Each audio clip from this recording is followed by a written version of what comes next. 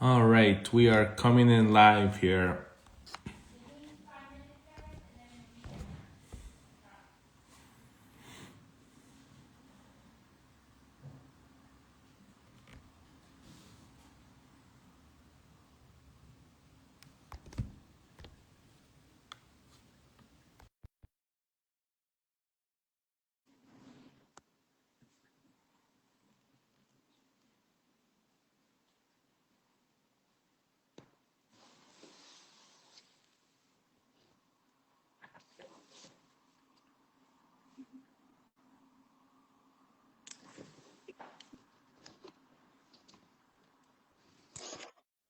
Hey there?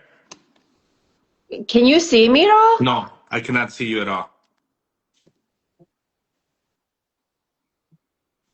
There we go. Okay. There we go. It was super weird because I had this ringing, like I saw that you accept it, and then it's You're breaking out. Are you there? Yes, I know this is live, Ethan. All right. Are you there, Jen? Hello? All right.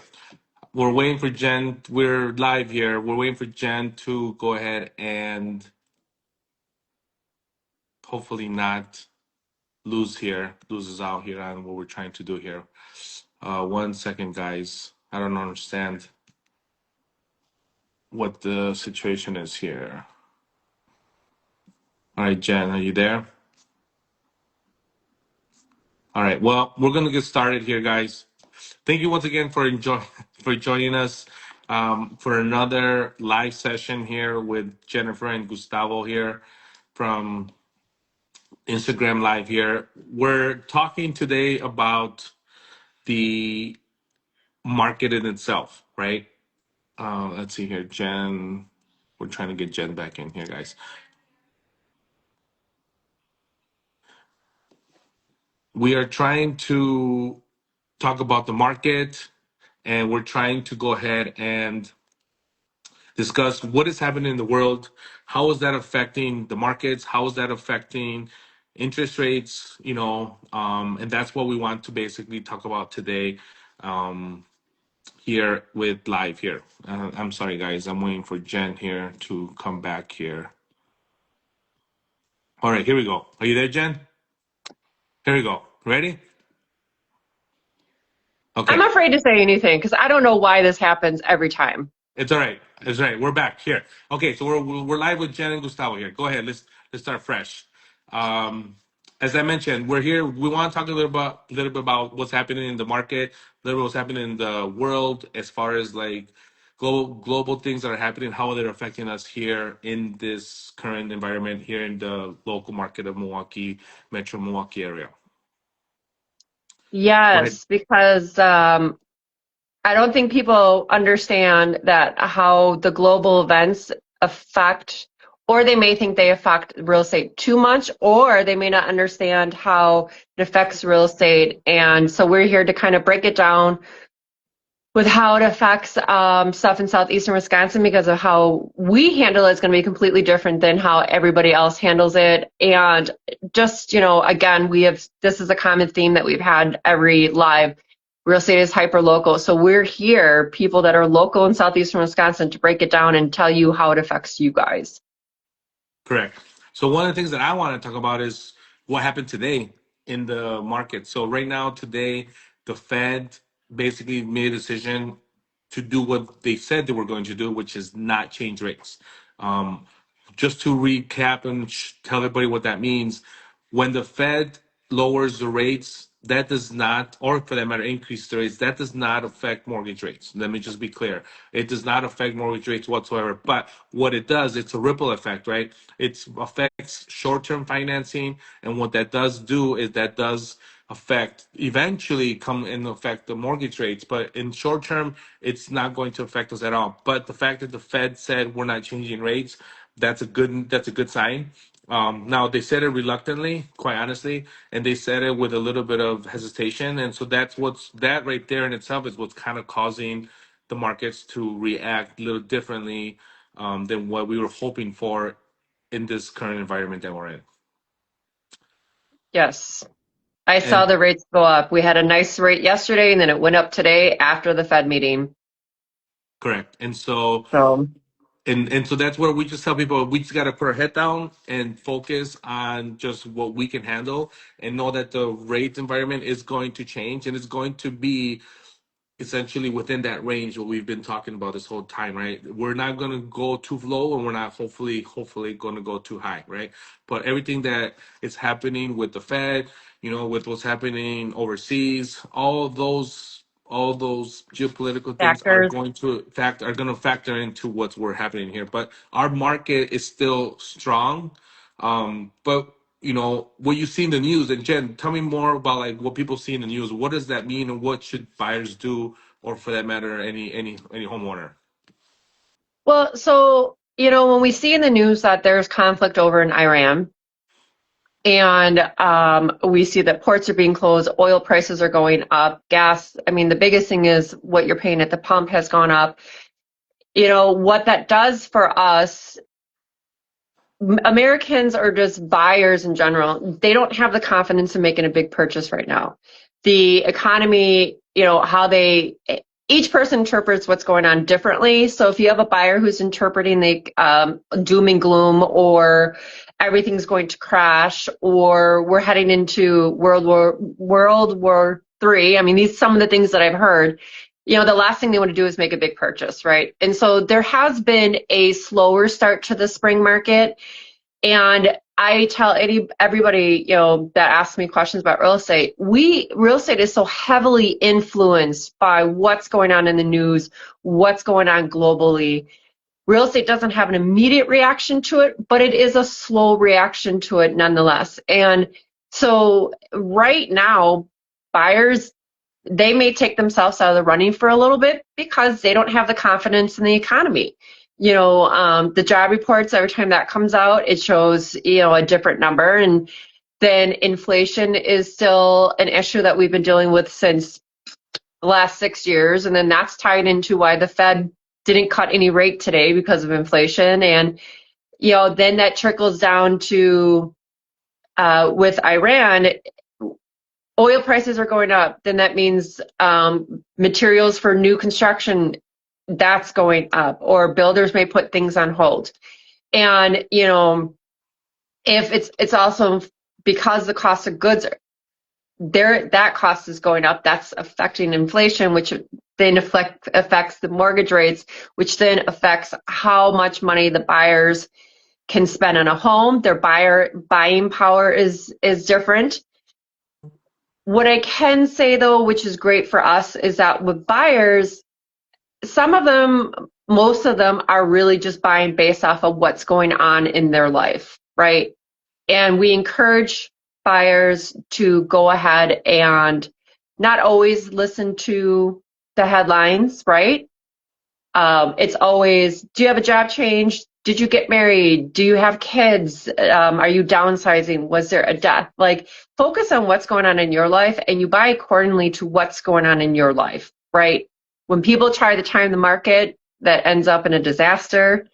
You know, I know, like with interest rates, it's just crazy. The last 3 weeks, it was 5.98 for like 4 hours, and now it's 6.35. Like, that's how quickly something can change.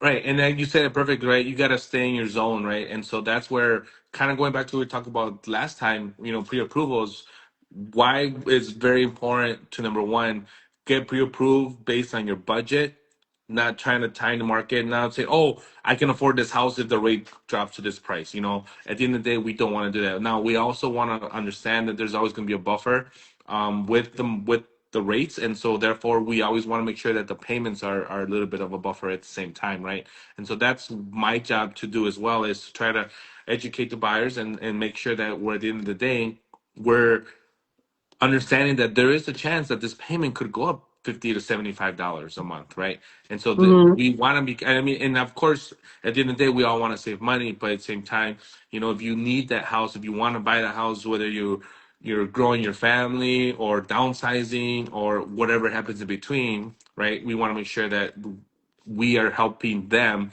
walk through this process because that's what we love to do, right?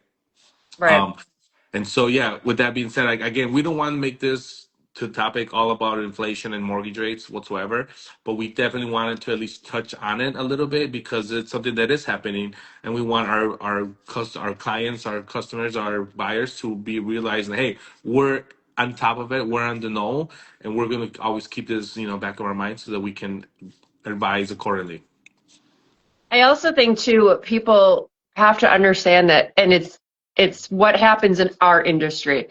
When there's conflict in the world, or when there's conflict in the US, when there's disastrous events that are happening, believe it or not, that's when the winners come out in real estate. I know it's kind of crazy to say that, but you have a lot of so in southeastern Wisconsin, like we discussed over the last few lives, we're very low in inventory, we're very high in demand. So because there's conflict that's happening right now in Iran, and the buyers' confidence levels are going down, and they're worried about the economy making big purchases, there's a lot of buyers that may leave the market. And so that kind of leaves it open to those buyers that are serious because of life events and they need to move. So they may, purchase a home that may have less competition on it. And during COVID, we had a lot of people that won because the interest rates just went so low because there was a natural disaster that was a global disaster that was going on. So it is, so our industry is backwards that way, that we never hope for anything negative to happen. But when negative happens, our industry actually, we have winners when people keep their head down, keep their focus, like you mentioned before.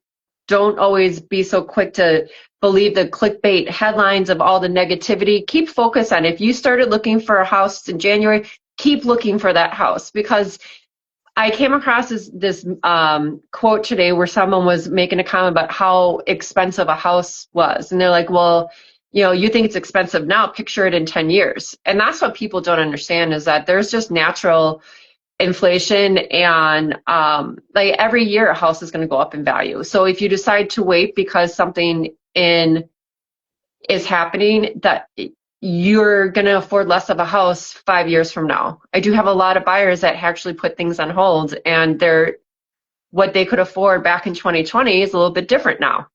Right. And so, when disaster strikes, I think it is very normal for someone to buckle down on their expenses, and I completely understand the need for it. But again, like I mentioned earlier, really focus on what your life needs are, what's motivating you to need to buy that home, and then continue to focus on that and move forward versus letting something scare you or lose confidence in it and have you put things on hold. Agreed. And I've always said this too, right? We're in a seller's market right now, let's be honest, right? But Yeah, there's yeah. glimpses and in some pockets, in some potential even price points, there's glimpses of buyer's market, and so those buyers that are still pedal to the metal and they're still working hard and working towards finding that home, you're gonna find something because nowadays if a house doesn't sell in 3 to 4 days, that doesn't mean it's a bad house. you know Mm-mm. it just means that we had a 3 foot snowstorm, right? Nobody wanted to go out, Right. nobody wanted In to go out mid-March. in that, right? And so little things like that, the buyers have to I had a couple buyers that were going out on Monday when it was pretty bad out. People, nope, I'm still gonna go see a house, right? And that's what Hmm. those are the people that are going to benefit, unfortunately, to some circumstances, benefit from this market and from what's happening right now, whether it be weather, whether it be something else that's affecting it, because these are the opportunities that we have to take advantage of, right? And Hmm. so knowing that we are always going to be there for our clients and we're going to walk them through this process is going to be something that hopefully they will feel confident and feel like, hey, I have a good team behind me. I can move forward, right? Um, what about on the seller side? Like, what are you seeing on seller side, as far as like potential sellers wanting to sell and then buy, or just for that matter, downsize? What are you seeing on as a listing agent? So I'm very lucky that a lot of the sellers I'm currently working with, they're able to list first and then buy. it's very hard to kind of juggle the I need to buy first and then list because because it is a seller's market, we really don't have the luxury of always having any house contingencies and offers. And so that's very delicate to balance. And so I do have a lot of sellers. Again, they are motivated to sell. They're focused on it. They know that like this is what fits their lifestyle at this exact moment. Some sellers might be in fear that, okay, because of conflicts that are going on, our buyer's going to leave the market. I can tell you no. Some buyers may, but people need somewhere to live. Real estate transactions are happening every single day. So if any of my sellers have any, worries about things, I just remind them, I'm seeing competition every day. I've been competing against 10 plus offers. Like in our market, it doesn't matter what is going on around us. There's a great need for homes and we have a lot of demand that's still out there. So, and of course we're heading into the spring market. I can tell you that the week after the week after Easter is going to pop off. My team alone has so many listings that are going to be hitting that week. I have a listing that's hitting that week. And that momentum is probably going to continue until June, end of June. This year seems to be a repeat of last year where spring had a kind of a slower start than we're used to seeing. But last year it went all the way into July, which we don't normally see. It normally ends mid to end June. So I don't see a lot of hesitation so much on my seller side. We've had a game plan in place for the past few months, and now we're starting to roll it out. I just don't see a lot of activity with the buyers or new buyers. And I just think it's because of what's going on in, globally, and the motivation just isn't there right now. Right. I And agree. we try to keep educating people, and it's those really great clickbait headlines. People will click on the dramatic headlines and they won't click on the, hey, home buying is slowly improving. That's not a headline anyone's going to click on. They're going to click on, something with exclamation marks, and the market's crashing. Right. Yeah. So I think, like we said, the big picture, basically, let's not put so much emphasis on headlines. Let's concentrate on what's happening in our world, in our lives, right? And that's why we're here. So we want to reach out, make sure that our clients reach out to us and ask us questions. We want to make sure that we are a sort of resource for them, whether it be on the mortgage side, interest rates, payments, whether it be on the real estate side for you, for as far as like, hey, what are homes going for? Here's my potential price point, price range. Where should, I want to live in certain parts, right? That's where I feel like if we stick to those basic terms, I think we're all going to succeed, and then we're all going to be able to help out our clients. Anything else you want Both, to add in well, closing? both you and I have been in this industry long enough to know that when it comes to turmoil or whatever the case is, like in this case, again, global events, going back to the basics is that's what's going to win. So it's like you go back to the basics, you remind buyers why they're buying in the first place, you go over their motivation. Always have to learn the buyer's motivation, and you go over their motivation, and then it's just the basics. When you sit down in them, why are you, moving? What's your price point? What areas do you want to be in? Like you just said, it's like having those conversations, coming up with a plan, and then, when turmoil pops up, revisit that plan. Create that relationship with your client so you can continue to have those kind of conversations, because there's always going to be uncertainty in this world. There's always uncertainty. Once this thing gets fixed, or I shouldn't say fixed, but when it does come to an end, whenever it does come to an end, something else is going to happen. I mean, Right. and it's just at this point you're like, oh, what next? Yeah. So No, I but agree. yeah, so just a reminder, everyone, that our next live is going to be April 1st, so April Fool's Day. Maybe we'll do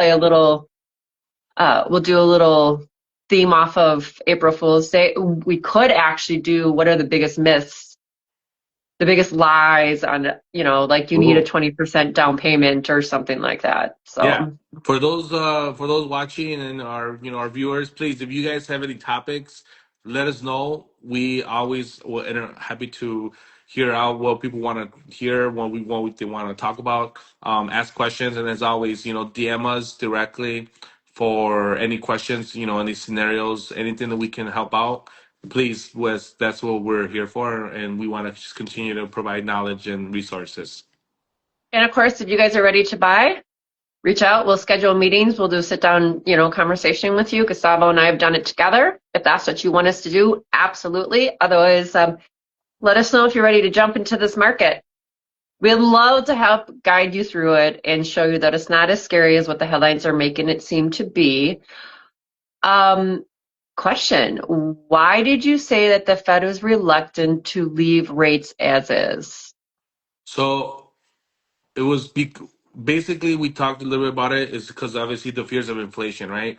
If rates were to come down, that could potentially obviously cause the inflation to get worse, right? But at the same time, if they increase rates, then that's going to obviously potentially spook some investors, and the markets could not like that. So it's right now the Fed is kind of playing both sides in a way, right? Fed is saying, hey, I don't know what's going to happen. I don't want to say one thing or another. So right now, keeping things flat and even is probably the Fed's way of saying, hey, we're keeping an eye on, we're watching you, but we're also not going to hurry up and move on so fast to the next topic, kind of a thing. And so that's where I feel the keeping the rate steady is kind of like monitoring things. And could we see the Fed rate eventually later on this year cut rates? Absolutely. I think that's still on the table. It's just that right now we're like on a watch and see kind of a situation, and we're hopefully things get better, and rates come back down to the sixth level where we were even for that matter a couple weeks ago. Yeah, and So with the conflicts in Iran, who know? I mean, that's going to change the inflation as well because cost of goods changing, especially with the oil, like I mentioned earlier, the cost of building supplies, that's going to change. Gas pump prices are changing. So that all plays a role in inflation. So to your point, Gus, like it makes sense for them to kind of just sit on the sidelines to see how this is going to play out because this conflict, it's what, we're 3 weeks into it, I think. So, and you have one group that's saying it's going to end shortly. You have another that's saying it's going to end, it's not going to end for months. We don't know. So we're all in a sit and wait pattern. correct. You are Awesome. welcome for Well, explaining to you. yeah, great questions. All right, thank you again. We appreciate your time. Once again, thank you for joining us here live with Jen and Gustavo, and we'll see you in a couple. April 1st. Bye, everyone. Bye bye.